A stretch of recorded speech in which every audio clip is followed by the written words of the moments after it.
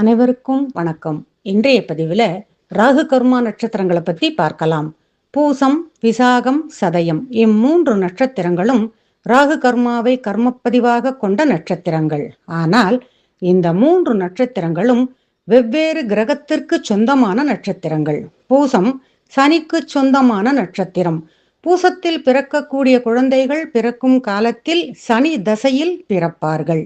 விசாகம் இது குருவுக்கு சொந்தமான நட்சத்திரம்.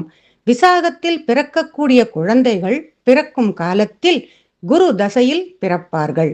சதயம் இது ராகுவுக்கு சொந்தமான நட்சத்திரம்.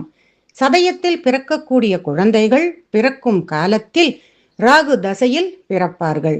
இவ்வாறு வெவ்வேறு கிரகங்களுக்கு சொந்தமானதாக இருந்தாலும் இம்மூன்று நட்சத்திரங்களும் ஒரே மரபணு தொடர்பு கொண்ட நட்சத்திரங்கள் எனப்படும்.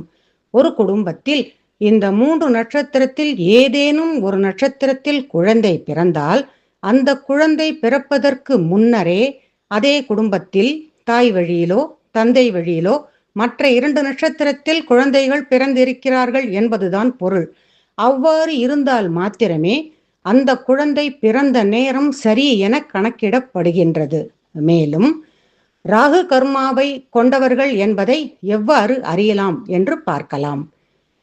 இந்த மூன்று நட்சத்திரத்தை ராசி நட்சத்திரமாகவோ அல்லது லக்ன புள்ளி நின்ற நட்சத்திரமாகவோ அல்லது லக்ன அதிபதி நின்ற நட்சத்திரமாகவோ குழந்தைகள் பிறந்தால் அவர்கள் ராகு கர்மாவை கர்மப்பதிவாக கொண்டு பிறந்தவர்கள் என்பது பொருள். மேலும் தனுசு வீட்டை லக்னமாகவோ அல்லது தனுசு வீட்டை ராசியாகவோ கொண்டு பிறப்பது, மேலும் லக்ன அதிபதி 9ஆம் பாவத்தில் இருப்பது, 9ஆம் பாவ அதிபதி லக்னத்தில் இருப்பது, இவ்வாறு இருந்தாலும் அவர்களும் ராகு கர்மாவை கர்மப்பதிவாக கொண்டு பிறந்தவர்கள் என்பது பொருள்.